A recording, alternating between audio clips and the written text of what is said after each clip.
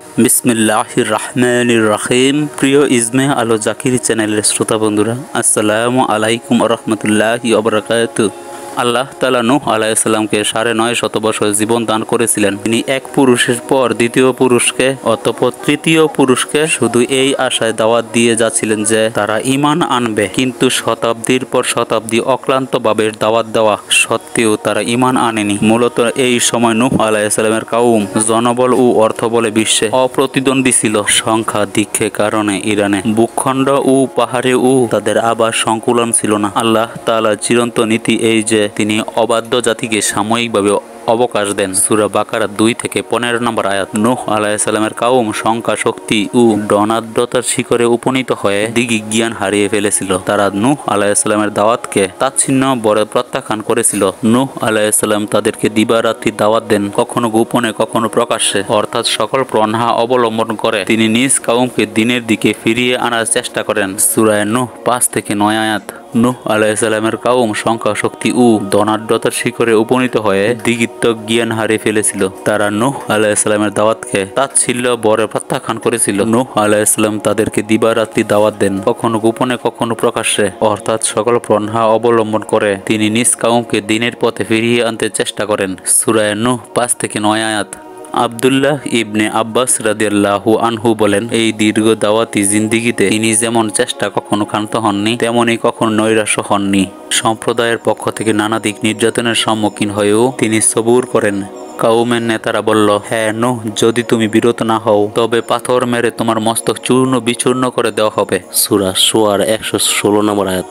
তবুও বারবার আশাবাদী হয়ে তিনি সকলকে দাওয়াত দিতে থাকেন আর তাদের জন্য দোয়া করে বলতে থাকেন, হে আমার পালনকর্তা, তুমি আমার কাউমকে ক্ষমা করো। তাফসীর কুরতুবী সূরা নূহ ওদেরকে তার সম্প্রদায়ের অনীহা, অবজ্ঞা, তাচ্ছিল্য এবং ঔদ্ধত্যক্রমে বৃদ্ধি পেতে থাকে। মুহাম্মদ ইবনে ইসহাক বলেন, নিহিত কোনো নবী ব্যতীত অন্য কোনো নবী তার কাউমের নিকট থেকে নূহ আলাইহিস সালামের মতো নির্যাতন ভোগ করেননি। সূরা আরাফাত ৫৯ থেকে ৬২ নম্বর আয়াত। বলা চলে যে তাদের অহংকার ও অত্যাচার চরম সীমানায় পৌঁছে গিয়েছিল এবং পাপ ষোলকলায় পূর্ণ হয়ে গিয়েছিল। ফলে এক সময় নূহ আলাইহিস সালাম স্থায়ী কাউমকে ডেকে বলেন, হ্যাঁ আমার কাউম, যদি তোমাদের মাঝে আমার অবস্তুতি ও আল্লাহ তাআলার আয়াত সমূহের মাধ্যমে তাদের উপদেশ দেওয়া বাড়ি বলে মনে হয়, তবে আমি আল্লাহ তাআলার উপরে ভরসা করছি। এখন তোমরা তোমাদের যাবতীয় শক্তি একত্র করো ও তোমাদের শরীকদের সমবেত করো, যাতে তোমাদের মধ্যে কোনরূপ দ্বিধা সংযোগ না থাকে। অতঃপর আমার ব্যাপারে একটি ফয়সালা করে ফেলো এবং আমাকে মোটেও অবকাশ দিও না। এরপরেও যদি তোমরা মুখ ফিরিয়ে নাও তবে জেনে রাখো আমি তোমাদের কাছে কোনরূপ বিনিময় কামনা করি না। আমার বিনিময় তো কেবল আল্লাহ তাআলার নিকটে রয়েছে, আর আমার প্রতি নির্দেশ রয়েছে যেন আমি আত্মসমর্থনকারীদের অন্তর্ভুক্ত হই। কিন্তু তারপরও তারা তাকে মিথ্যা প্রতিপূর্ণ করল। সূরা ইউসুফ ৭১ থেকে ৭৩ নম্বর আয়াত। বলা বাহুল্য যে এটা ছিল কাউমের দুবাচার নেতাদের প্রতি নূহ আলাইহিস সালামের ছেড়ে দেওয়ার চ্যালেঞ্জ, যার মোকাবেলা তাদের পক্ষে আদৌ সম্ভব ছিল না। এ সময় আল্লাহ তাআলা ওহী নাজিল করে বলেন, তোমার কাউমের যারা ইতিমধ্যে ঈমান এনেছে তারা ব্যতীত আর কেউ ঈমান আনবে না, অতঃপর তুমি তাদের কার্যকলাপে বিসর্জন হইও না। সূরা হুদ ১১ থেকে ৩৬ নম্বর আয়াত। এভাবে তিনি আল্লাহ তাআলার ওহী মারফত তিনি যখন জেনে নিলেন যে ওরা কেউ আমার ঈমান আনবে না, বরং কুফর, শিরক, পথ ভ্রষ্টতার উপরেই ওরা জিদ করে থাকবে, তখন নিরাশ হয়ে তিনি আল্লাহ তাআলার দরবারে প্রার্থনা করেন, হ্যাঁ আমার পালনকর্তা, আমাকে সাহায্য করো, কেননা ওরা আমাকে মিথ্যাবাদী সমর্থন করেছে। সূরা মুমিন ২৩ থেকে ২৬ নম্বর আয়াত।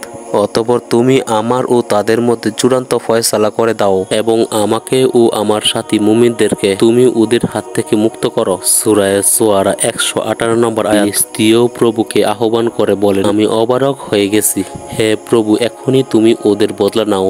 সূরা কামার ৫৮ নম্বর আয়াত। তিনি অতঃপর চূড়ান্ত বদদোয়া করে বলেন, হ্যাঁ প্রভু, তুমি পৃথিবীতে একজন গৃহবাসী কাফেরকেও ছেড়ে দিও না। যদি তুমি ওদেরকে রেহাই দাও তাহলে ওরা তোমার বান্দার পথ ভ্রষ্ট করবে এবং ওরা কোনো সন্তান জন্ম দিবে না কাফের ব্যতীত। সূরা নূহ ২৬ থেকে ২৭ নম্বর আয়াত। বাহুল্য নূহ আলাইহিস সালামের এই দোয়া আল্লাহ তাআলা কবুল করলেন, যার ফলে তারা ধ্বংস ও নিচিহ্ন হলো এবং কেবলমাত্র মুমিন নর নারী মুক্তি পেল। বর্তমান পৃথিবীর সবাই তাদের বংশধর। মহান আল্লাহ তাআলা বলেন, তোমরা তাদের বংশধর, যাদেরকে আমি নূহের সাথে নৌকায় সওয়ার করেছিলাম, বশত সেই ছিল একজন কৃতজ্ঞ বান্দা। সূরা সাফায়াত ৭৭ নম্বর আয়াত। এই ছিল হযরত নূহ আলাইহিস সালামের দাওয়াতের ফলশ্রুতি।